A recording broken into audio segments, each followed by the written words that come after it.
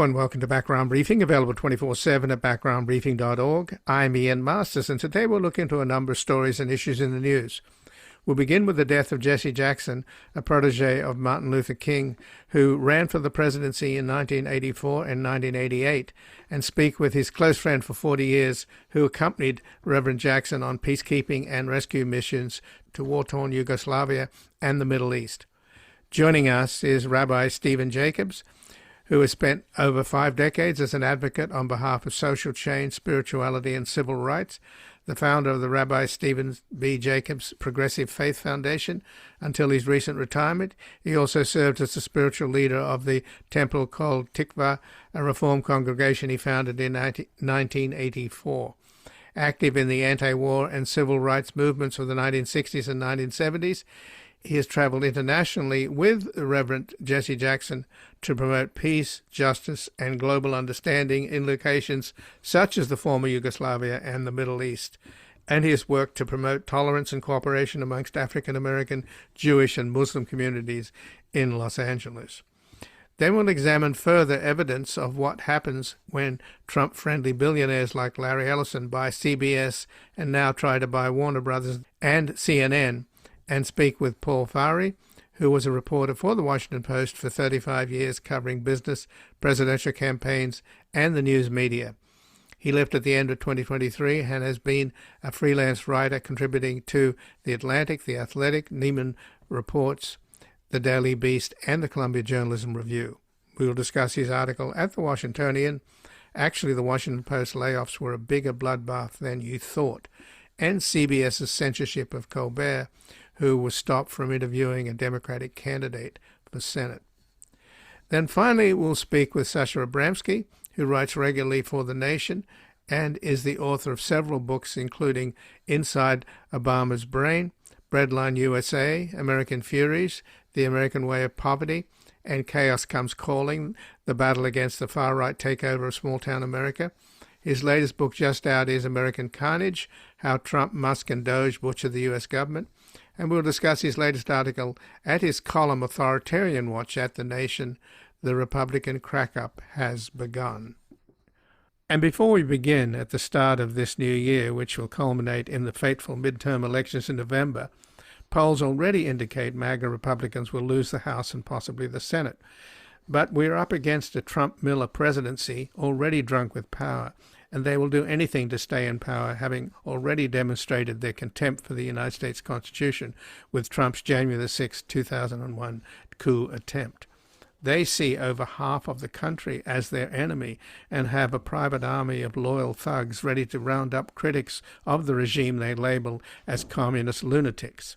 As Trump cowers, the media and his cronies buy up the mainstream press, Background Briefing will continue to expose this malevolent regime's fascistic machinations, providing a daily insight into the news as a massive coalition of people power is mobilized to bring about an end to this nightmare and usher in a new era of reform not seen since Nixon departed the presidency in disgrace.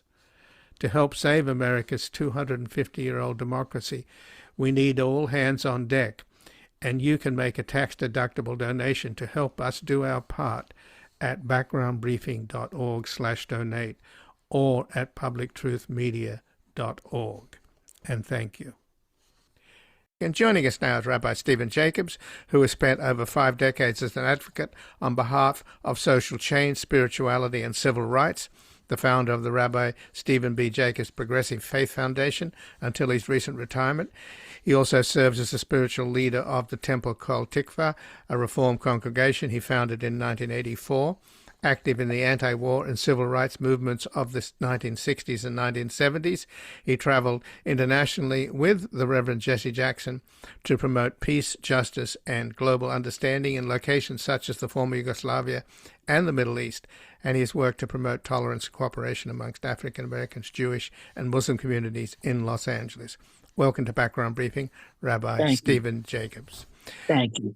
So you've known Jesse Jackson, worked with him for about 40 years, is that right? 40 years. We met at a anti-Vietnam rally in Washington, D.C. with MLK. I went there to protest the war, and that's where I met Reverend Jackson. And we just took a liking to each other, and that began one of the most wonderful and challenging and spiritual journeys that I've ever experienced. I mean, having been all over the world with despots and Syria, and meeting with Arafat and releasing soldiers in Belgrade. So, yes, and very close with his family, too. So he was a protege of Martin Luther King's, right? Correct. And what was that relationship like? You said that's when you first met them both, right? Right. It was at that anti-Vietnam War rally in D.C., and it became complicated at one point. There was They wanted MLK to stay in Washington with the Poor People's Campaign, but Jesse asked MLK to come to the garbage strike in Memphis, and that's where he was assassinated. And there was, I mean, Jesse, many people thought that he was the heir apparent to MLK, but within the structure, there were others, Abernathy, et cetera, that didn't appreciate that. So it was controversial, but they came to understand the journey. And what was really important was the prejudice, the racism, the civil rights, the international composure that Reverend Jackson had with world leaders, meeting with as I said, in Syria with Arafat, with Israeli leaders, releasing soldiers, confronting Milosevic. So it's quite a story. Well, he was obviously shaped by the Vietnam War in his thinking, was he not, Jesse Jackson? Because at the 1984 Democratic National Convention Right. in San Francisco, he delivered a very powerful speech in which he said, 20 years ago, our young people were dying in a war for which they could not even vote. 20 years later, young Americans has the power to stop a war in Central America and the responsibility to vote in great numbers. Young America must be politically active in 1984. The choice is war or peace. My God, you could say the same thing today, couldn't you, Stephen? Absolutely, absolutely. And that's why we have to keep his journey very much alive, in terms of the challenges that we have, not only with Trump, but in the world that's in disorder. And in his 1984 presidential run, he did remarkably well. He got about 20% of the Democratic primary vote. Did. Yes, he did. And a standing ovation. And I think that's where he first used, he ended his speech with "Keep Hope Alive." And the place went just went crazy. He did very well. And he made trips to Central America and the Caribbean. He met with a lot of regional leaders, including Cuban President Fidel Castro.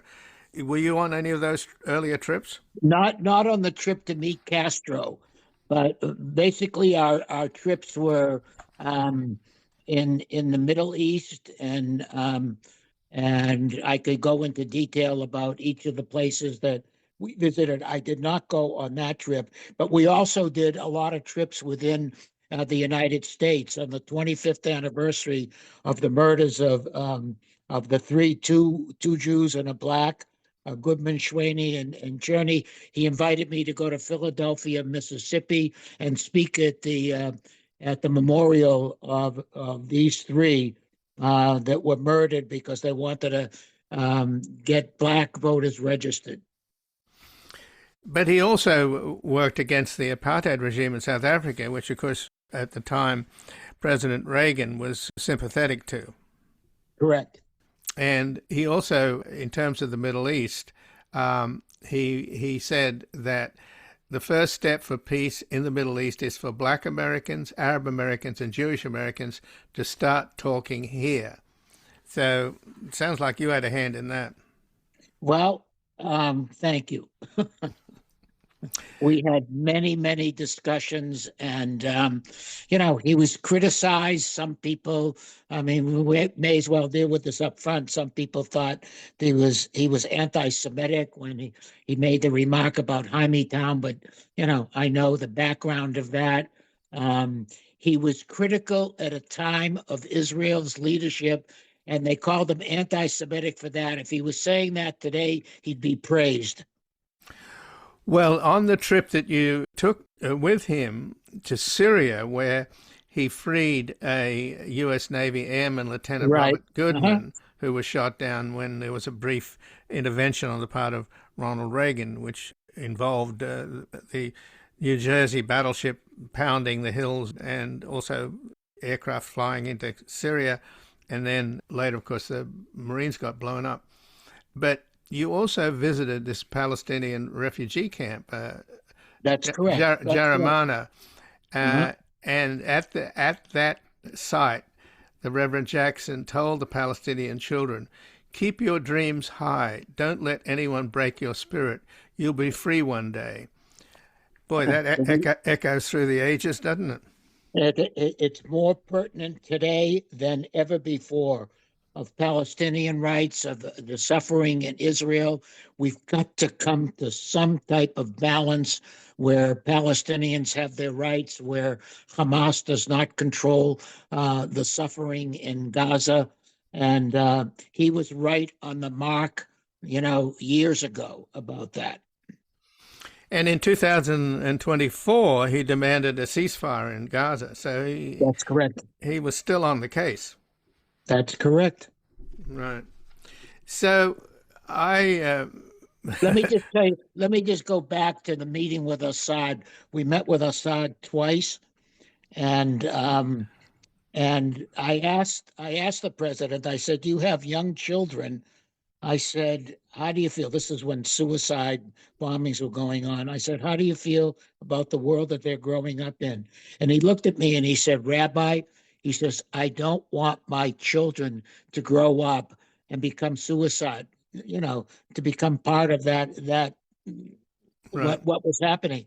So I was actually very naive, and I took him for his word until I came back to the United States, and Chaim Pearl, who was the father of the journalist who was murdered and beheaded. And I told him about the conversation with Assad, and Chaim Pearl said to me, "Rabbi," he says, "you are very naive."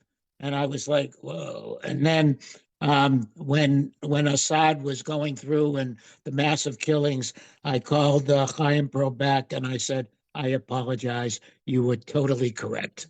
Right. And his child that ended up, obviously his heir apparent was a playboy and died in a crashed his Ferrari, I think. Mm-hmm. But the other son who ended up was the butcher who we all know, so much for that.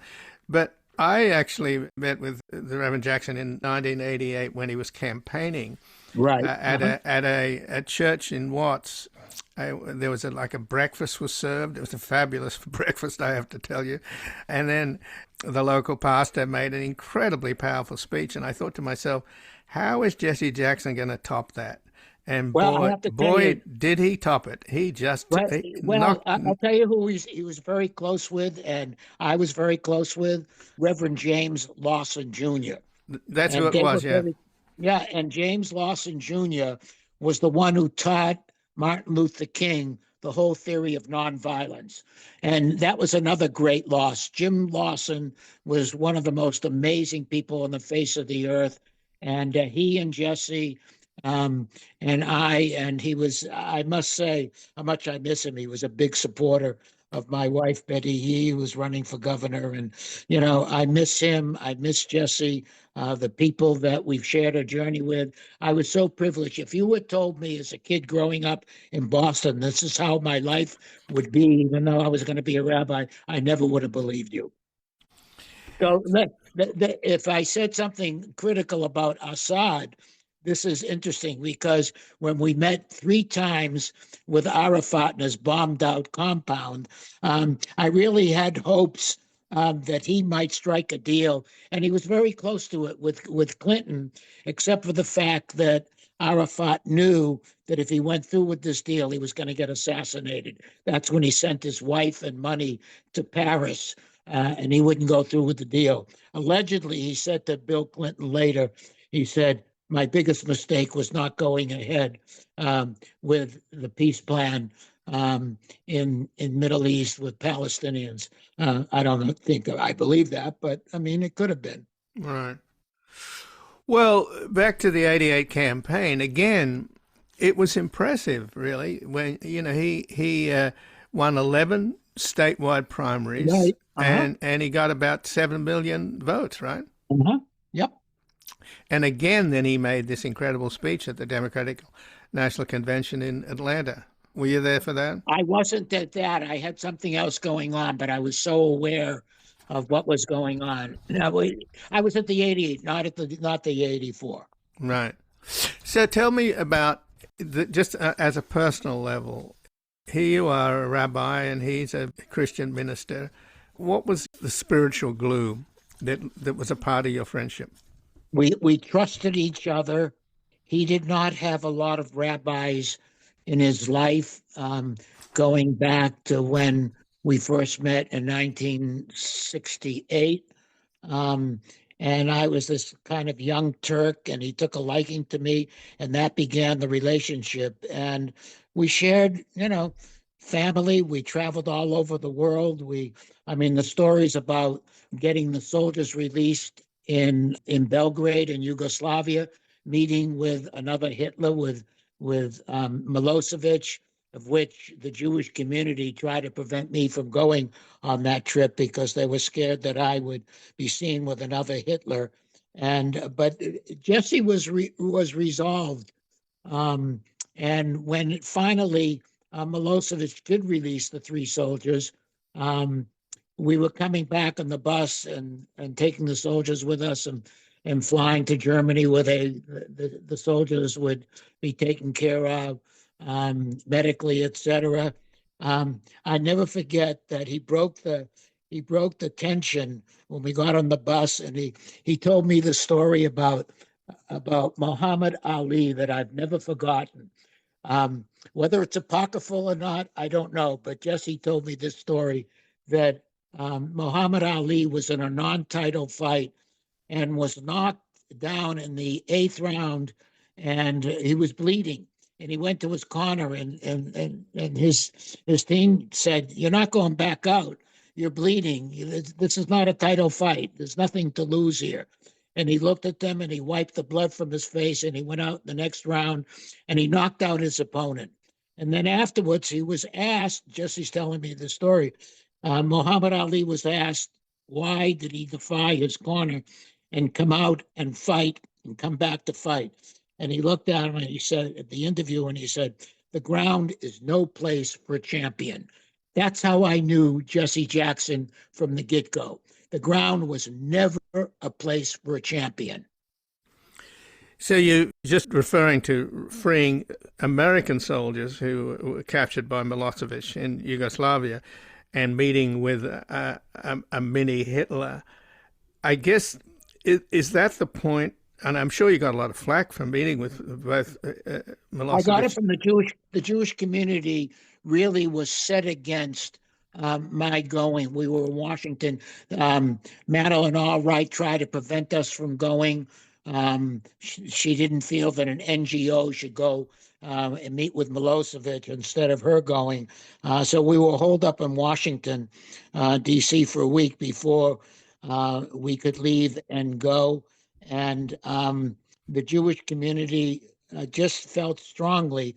But Rabbi David Saperstein, one of my closest friends and Obama's choice to become the ambassador for religion around the world, I went to synagogue to pray alone.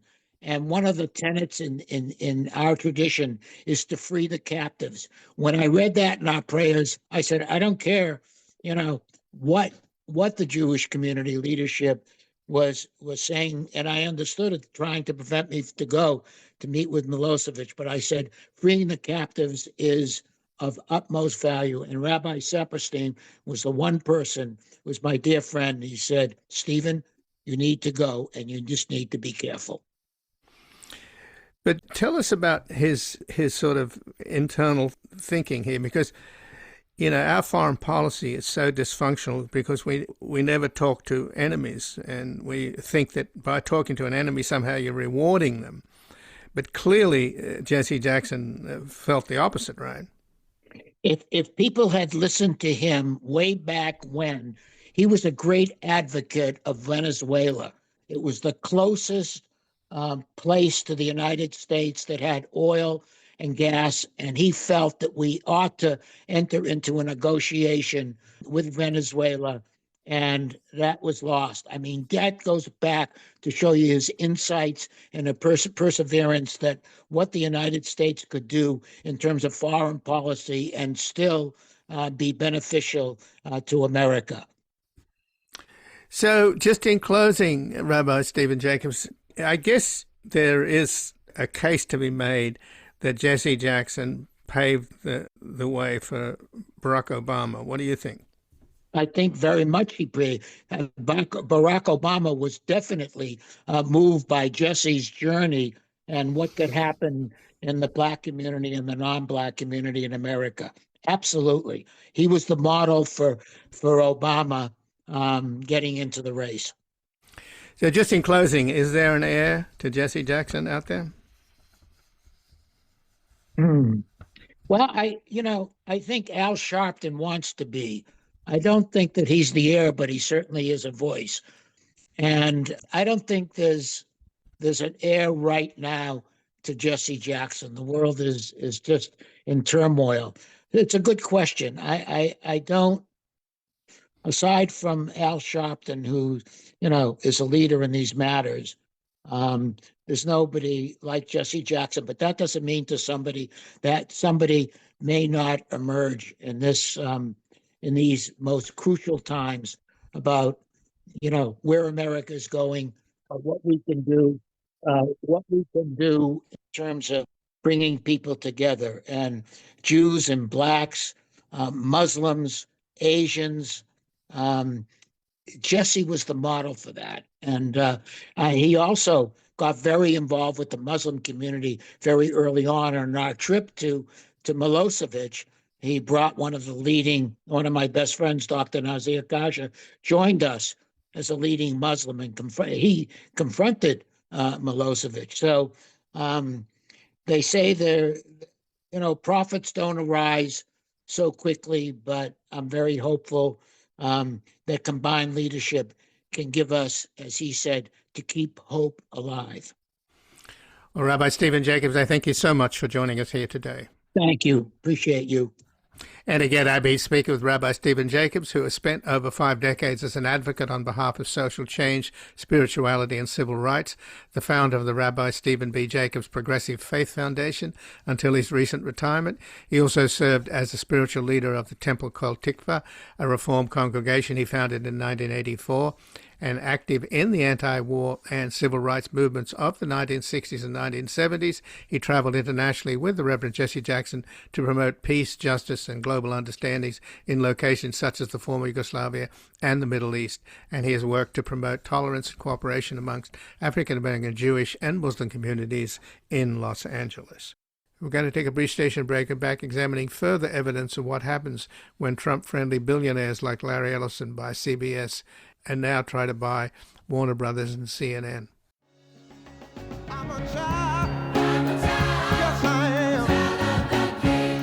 Oh, the king. Yeah.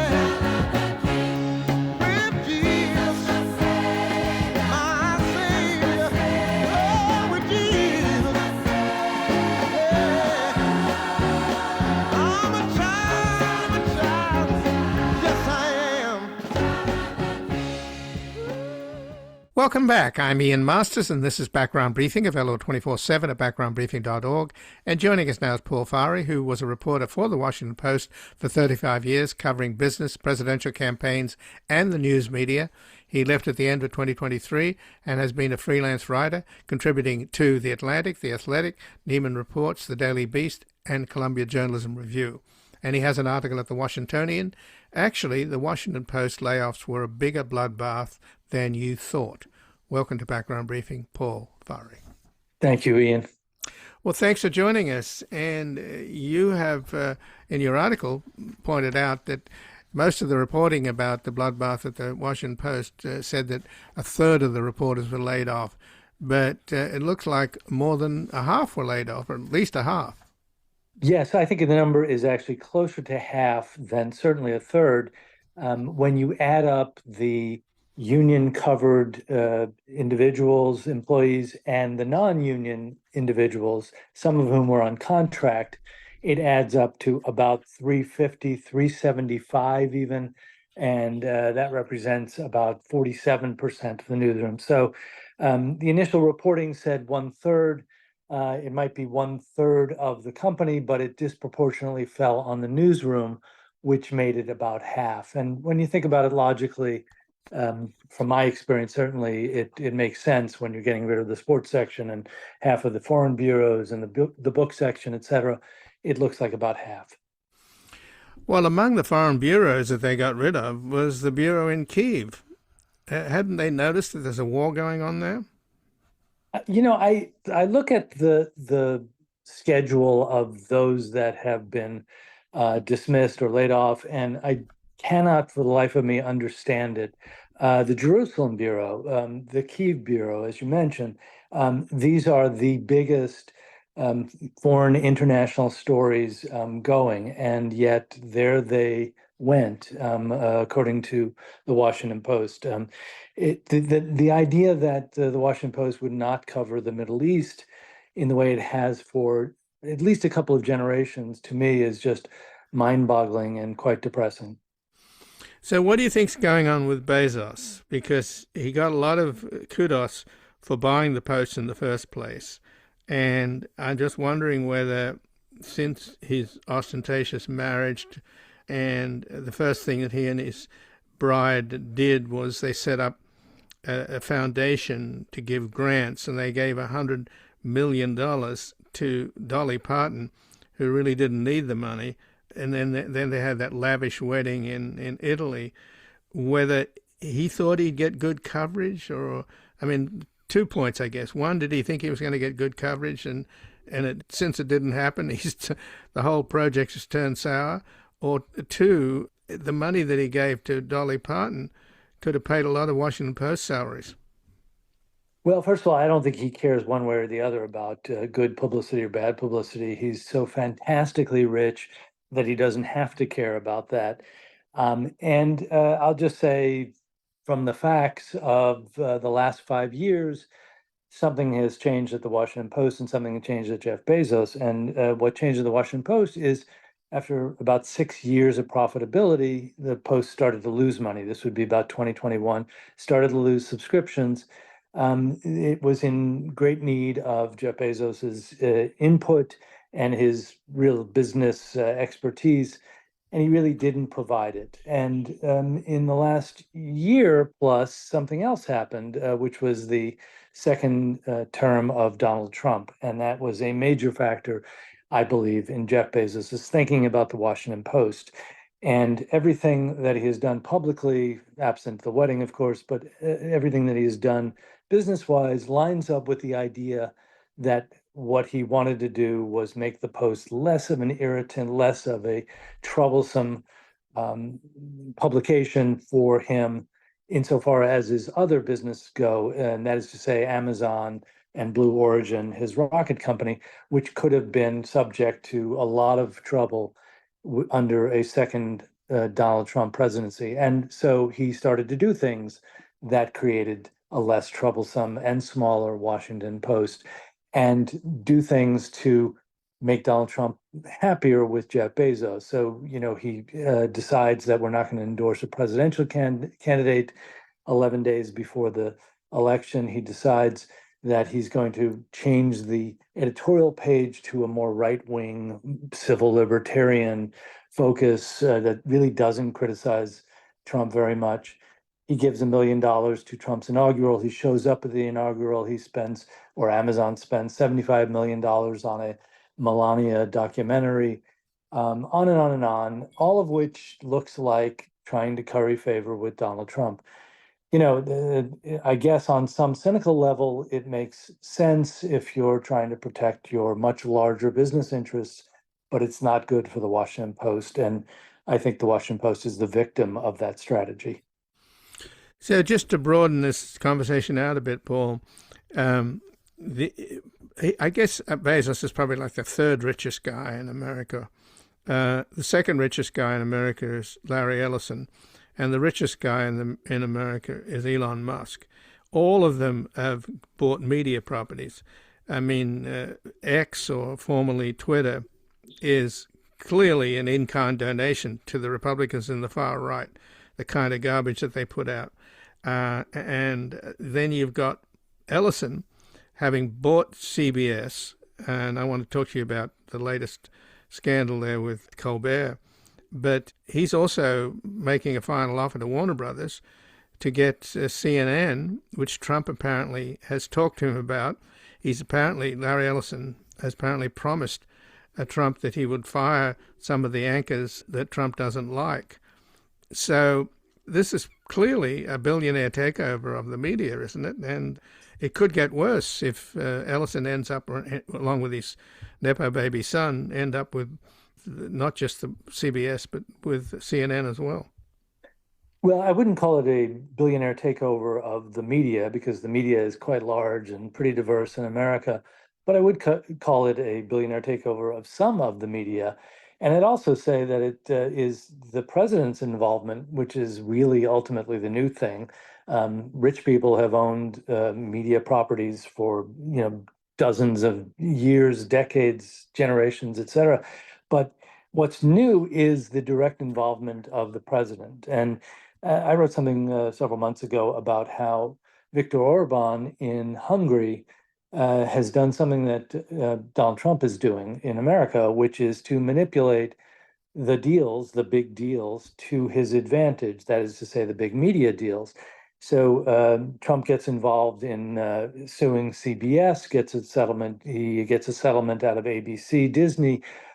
He gets involved in now the Paramount, Netflix, Warner Brothers deal, and who knows what he'll extract from that. And that's really the new and telling thing here, is that the president wants a piece of either cash settlement, as in the case of his lawsuits, or favorable terms for him, getting rid of an anchor, as you mentioned. So that's the thing I focus on. Right. Well, you have to add TikTok to that, right? That's another one. Yep. Trump got involved in that, and that's immensely influential, particularly with the young Americans. That's right. Larry Ellison is part of the deal group that he steered the American version of TikTok to. So Larry Ellison, a supporter, a friend, and a group of supporters and friends now control TikTok. And is there a perceptible shift in TikTok? I've seen reports that it's more friendly to conservative politics.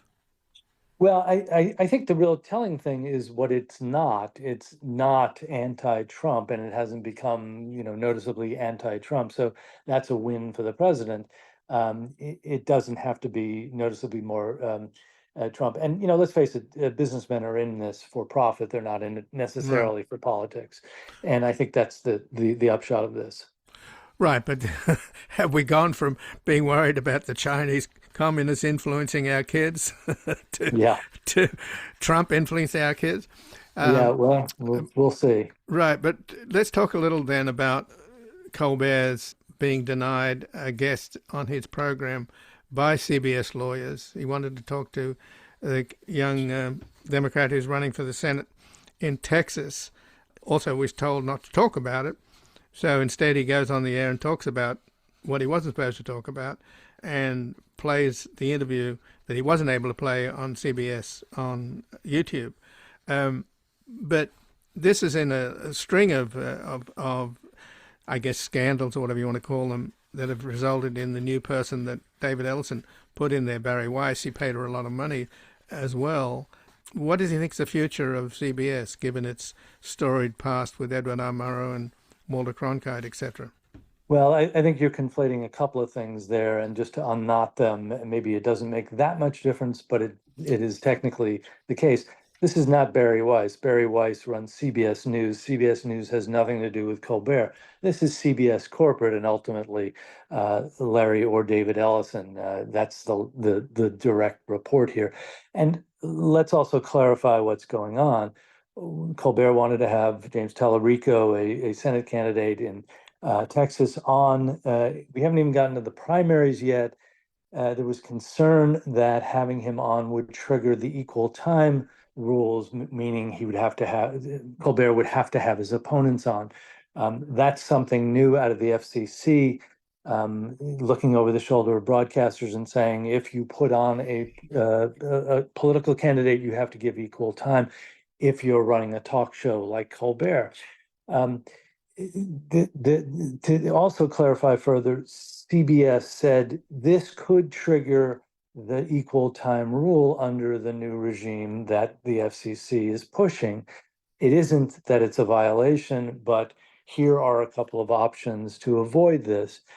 Colbert went out and said they are preventing me from doing so. That's not quite accurate as to what CBS is saying, which is we didn't prevent him, but we said there could be consequences for it. Maybe it's all semantics, but nevertheless, that's the difference between what CBS is saying and what Colbert is saying.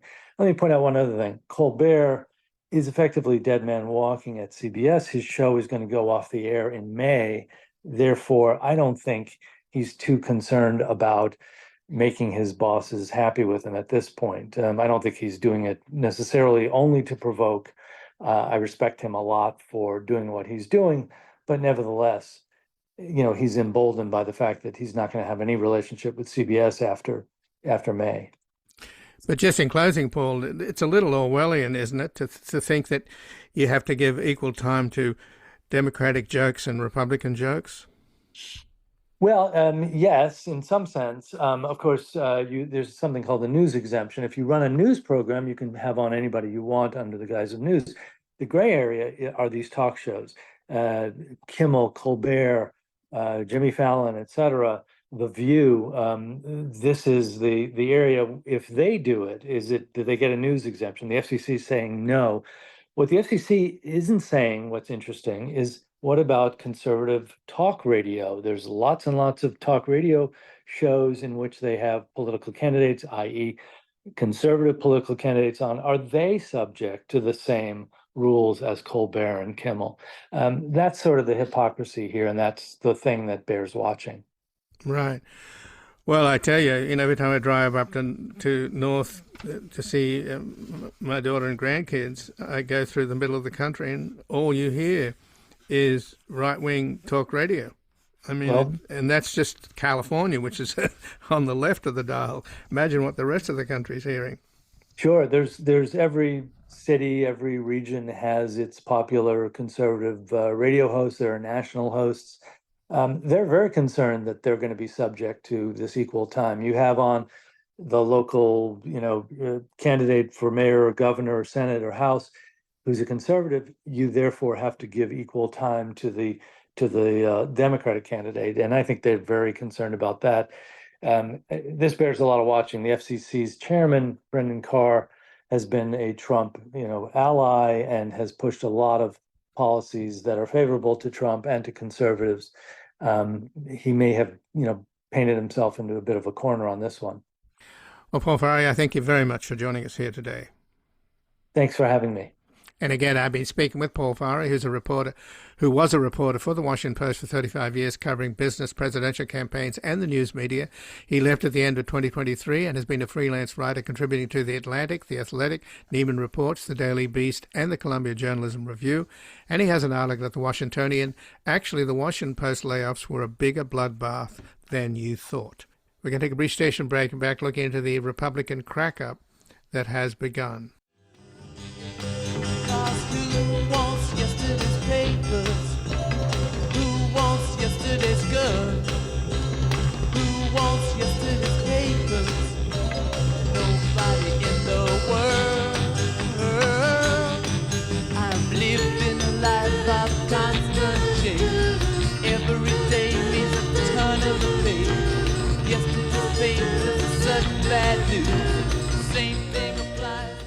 Welcome back. I'm Ian Masters, and this is Background Briefing, available 24/7 at backgroundbriefing.org. And joining us now, Sasha Abramsky, who writes regularly for The Nation and is the author of several books, including Inside Obama's Brain, Breadline USA, American Furies, The American Way of Poverty, and Chaos Comes Calling, the battle against the far-right takeover of small-town America. And his latest book, just out, is American Carnage, How Trump, Musk, and Doge Butchered the U.S. Government. And his latest article at his column, Authoritarian Watch at The Nation, is The Republican Crackup Has Begun. Welcome to Background Briefing, Sasha Abramsky. It's good to be on, Ian.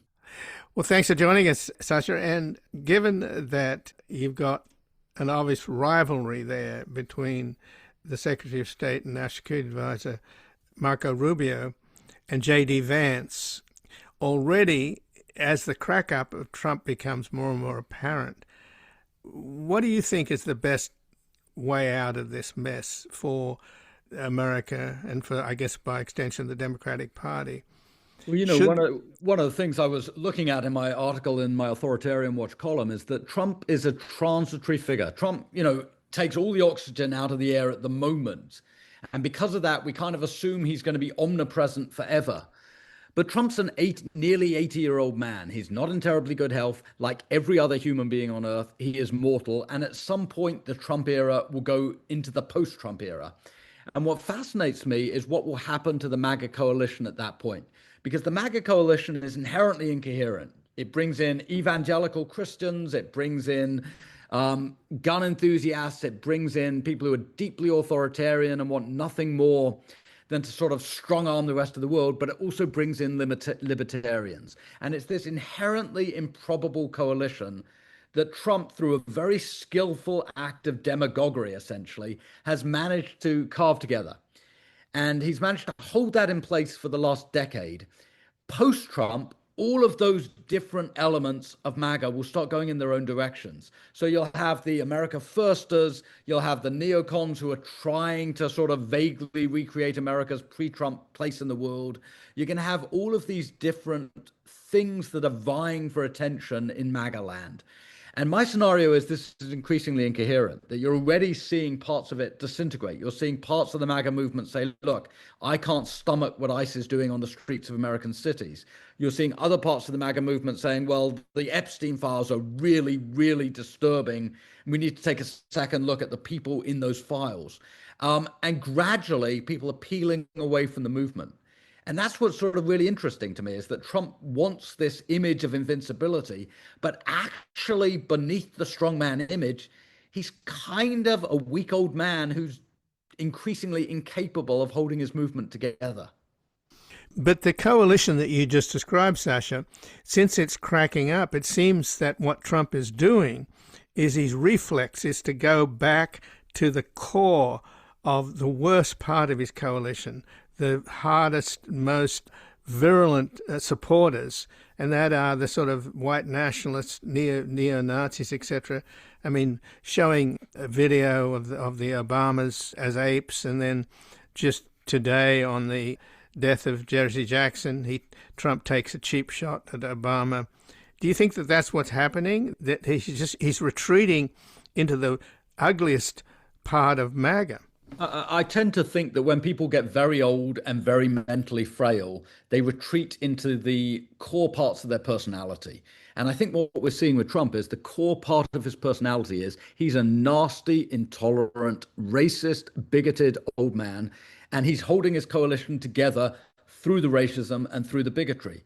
You know, there's no effort at moderation. There never has been, there never will be. Anybody who's waiting for Trump to, quote unquote, grow up or, quote unquote, grow reasonable or grow moderate, you're going to be waiting an awfully long time, because he's gone through his entire career, not just his political career, but his business career, through insulting and bludgeoning and humiliating other people. That's his modus operandi, always has been, always will be. So there's no mystery in the fact that as his coalition grows more frail and as Trump as a person grows more frail, he's retreating into all of this bigotry and all of this intolerance.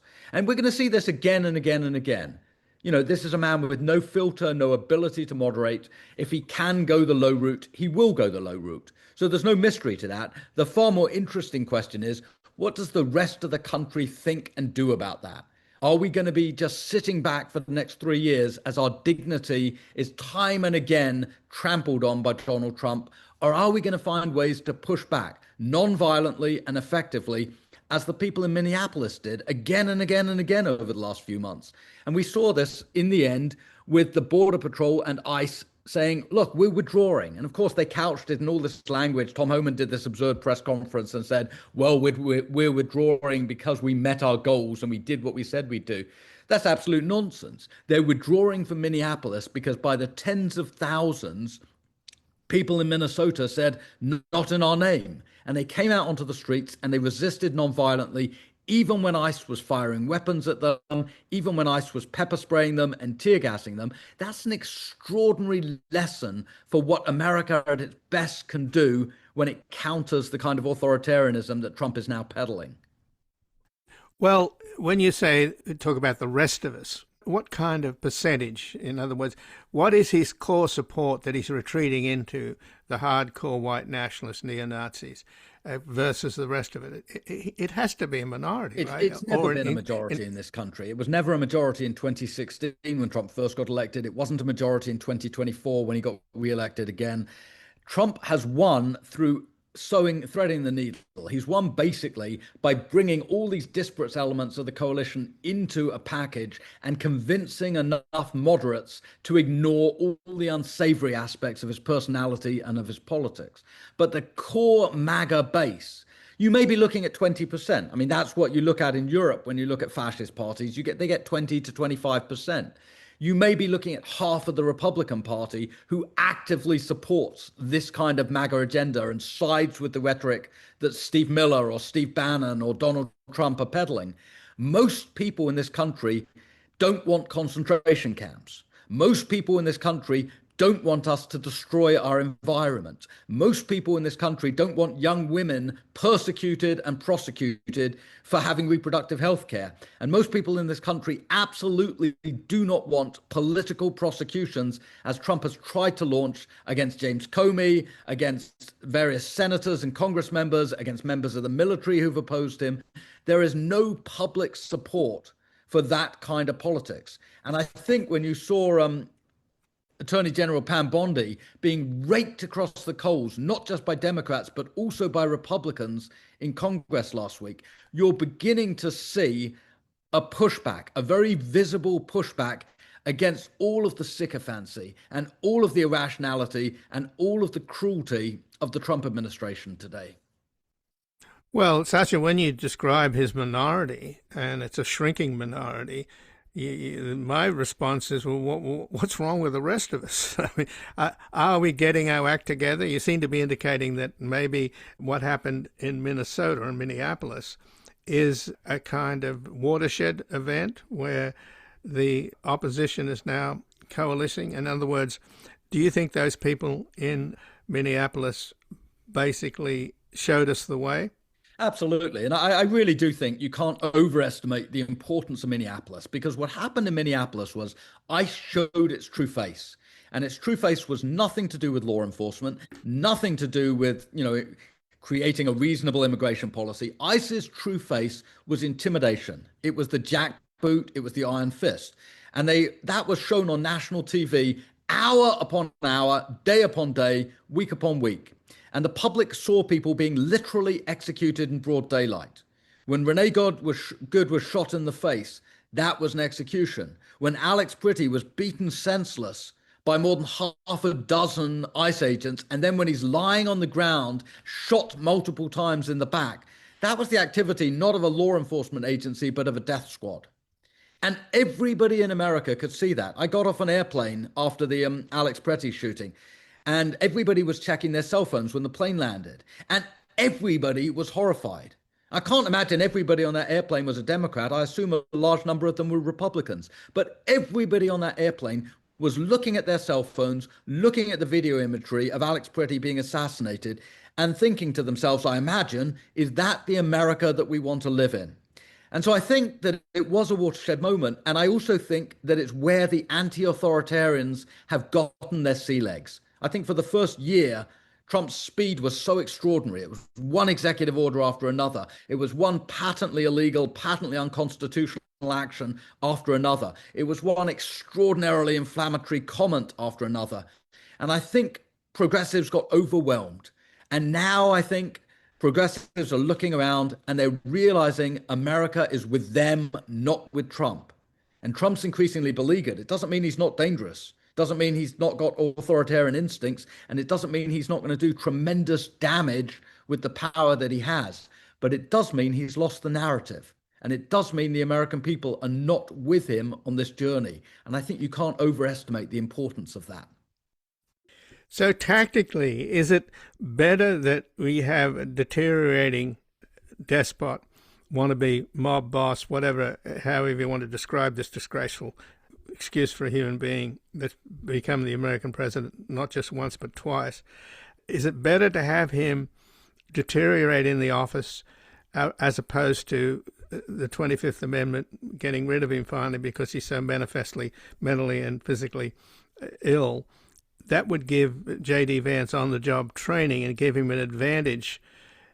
So just to be cynical here, would it be better to have him in there till the very end and then have these two, Rubio and Vance, go at each other? Well, as opposed to giving Vance... Whether or not it's better for the 25th Amendment to be triggered, that's largely an irrelevance at this point, because there is no evidence that this cabinet, which is made up of just absolute mediocrities, it's made up of people who in no other administration would have risen to the top, and it's made up of people who rose to the top only because of their undying loyalty to Trump, their willingness to do whatever he asked them to do, no matter how patently unconstitutional it was. That is why Pam Bondi is the Attorney General. That is why Pete Hegseth is the Secretary of Defense, or as they now call it, the Secretary of War. That is why Tulsi Gabbard is in charge of our national intelligence agencies. Go from one person to the next, and the prime qualification for their job is their undying loyalty to Trump. None of these people are going to be willing to trigger the 25th Amendment. Not least because it would be political suicide for them, because they only exist in the spotlight because of Trump. In and of themselves, they're mediocrities. In and of themselves, none of them would have risen to the place that they've risen to. So whether or not it would be better to implement the 25th Amendment, that's clearly not going to happen. What is going to happen over the next few years is Trump is going to increasingly mentally deteriorate. He has done over the last year. He's done it extraordinarily visibly. There's no evidence that that won't continue. He's an old man, getting older, getting more confused, getting less able to control his own narrative. What we will see is an increasing protection of Trump by this sycophantic cabinet. So they'll rally around him as long as they possibly can. Now, your question is, how dangerous is it to have someone like that in charge? It's extraordinarily dangerous, because what it means is political decisions at the highest level are being made by a man who's largely in an irrational state, who's saying and doing things on social media and at his press conferences and in his interactions with overseas allies and leaders. He's saying and doing things that have the potential to cause tremendous damage and harm, not just to individuals, but to America's place in the world. That's dangerous. To have the most powerful man on earth, a man with his finger on the nuclear trigger, being mentally unstable, which Trump clearly is at this point, that's extraordinarily dangerous. So my answer to your question is, there's nothing good about having a mentally unstable Donald Trump as the president. But in the short term, there's certainly no indication his cabinet or Congress is going to take any steps to remove him from office. But just in the last few minutes, just turning to your book, American Carnage, it's pretty clear that people like Russ Vought and the Heritage Foundation and Project 2025, that is really the power behind the scenes. That is how this horrible agenda has happened, along with the money from Elon Musk, which helped elect all these Republicans, including Trump.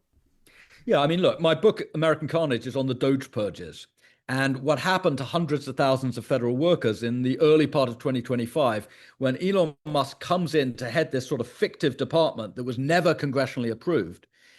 And he comes in with a mission to wreck large parts of government. and it was pitched as a cost-saving measure to the American economy and to the American taxpayer. It was never about that. It was never about reducing the scope of government. What it was about was wrecking the parts of government to do with the environment, the parts of government to do with public health, the parts of government to do with worker safety or consumer protection. In other words, it was designed to wreck the parts of government that Trump ideologically and instinctually did not like.